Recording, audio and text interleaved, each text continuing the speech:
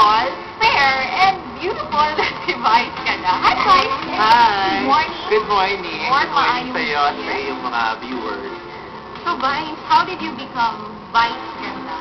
Yung Vice kasi it came from my last name, Bisaran. Wow. Yung ganda, wala, tawag, dinagdag na lang yun para bumaba ng konti. Kasi yung Vice tawag sa akin sa school pa eh.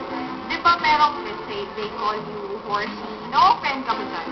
Hindi. Nung simula, nung hindi pa ako sanay, kasi nung simula yan sa comedy bar, yung tukso-tuksuhan ng mga kasamahan ko, nakakaba-kabayo, kasi haba-haba ng buhok ko, tapos ang payat-payat ko, tapos nabuo na dun yung mga ginagawa namin, mga comedy acts, comedy sketches, mga tapos nung nagsimula kasi ako, nagkaroon ako ng monologue tungkol sa buhay ng kabayo, isang pamilya ng kabayo. Monologue? Oo.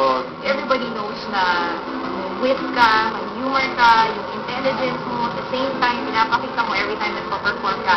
How do you do this? Paano mo tinimaintain yun? Ano yung secret formula mo? Hindi ko alam kung may secret kasi sabi nila innate yun eh, di ba? Innate, it's really from, it's really a talent, di ba? Kasi pag talent, pag gift, wala namang kailangan secret doon. Ang secret na lang para i-enhance mo yung gift mo para, kumbaga, hindi nalalaos kasi lahat naman ng bagay nauuso nalalaos.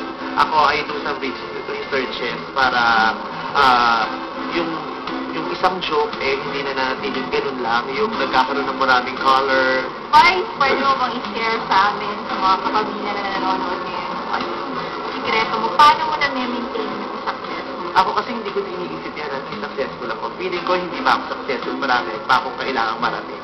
Kaya I strive some more each day, each time na mag-perform, kailangan better than the last performance. May online poll na Bibigyan ng Hari versus Vice Ganda. So, anong take mo? Kung totoo ba yan, kasi hindi ko pa nakikita, di ba? Kaya hindi ako... Pero kung totoo, siguro dahil mas kilala nung mga taong bumoto yung Vice Ganda kaysa dun sa Bibigyan ng Hari. Pero kung siguro, it is between Rustom and Vice Ganda, baka siguro wala akong nakuhang boto kasi sobrang sikat yung Rustom eh. Pero yung Bibi kasi bago pa lang naman dinig na, baka hindi pa siguro sila pamilya. Hindi mo gusto sa show? Yung nababawasan yung freedom mo. Ay, Although, kasama kasi talaga yan, kaya kailangan mo yakapin yung ganung idea. Pero yung minsan nakakahiyang pag wala-wala at yung public place. Kasi dati, sobrang loud akong balik sa school. Yung maharot kami magbabarkada, pumunta kami sa mall, maharot kami. Yung ngayon nakakaya na magharot. Tapos hindi na ako makarapat sa gabi. Ay! At saka pag nakikita ko sa TV, akala yata ng mga lalaki marami ng pera. Mas mahal na yung dinidemand. Are you open to, like, getting into a serious relationship? Ay, sure, why not? Oo, syempre masarap maka-experience na ganyan. Nakakababae. Okay, Vice, vain ka ba?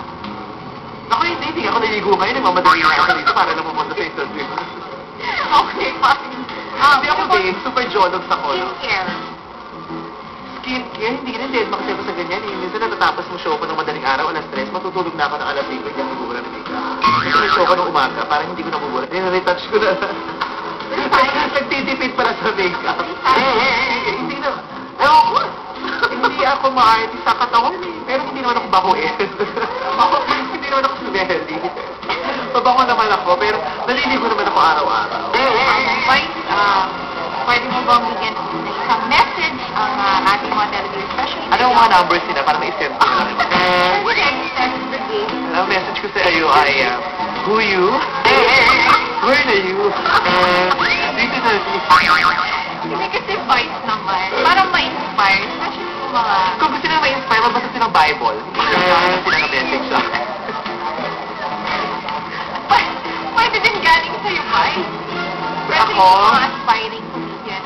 Sa mga aspiring comedians, itigil niyo yung pangarap niyo na yan. Kung na-discover kayo, mawawalan akong trabaho. Good point. Hindi, sa mga aspiring comedians, just aspire, dream, as long as you can dream.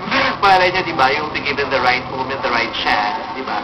Lahat naman may right moment, lahat may right chance. So, huwag natin ipilit kung hindi pa. Kasi ako hindi ko naman din talaga. Pinangarap to. Kasi wala akong ka-idea, hindi maging komedyante ko, no? Oo, ever since I was a kid, kala ko maging beauty queen ako, pero hindi naman talaga umubra. Kaya ito, naging komedyante na lang ako. Ginawa ko na lang nakakatawa na ng sarili ko. Basta, kung anong, hintayin nyo lang, darating yan. May nakalaan para sa inyo. Bukas pa. Kung wala na, patay ka na. Ang success sa iyang career, pagpakatawa ang sikreto. Murag dula-dula lang ang iyang ginahimo, di ba? Pero kung dili sa iyang tama nga attitude o determination sa trabaho, dili siya mahimong successful sa iyang career. Kini si Rita og mauto ang up close and personal din sa Tip Top Tips. Parang rally lang. Laban.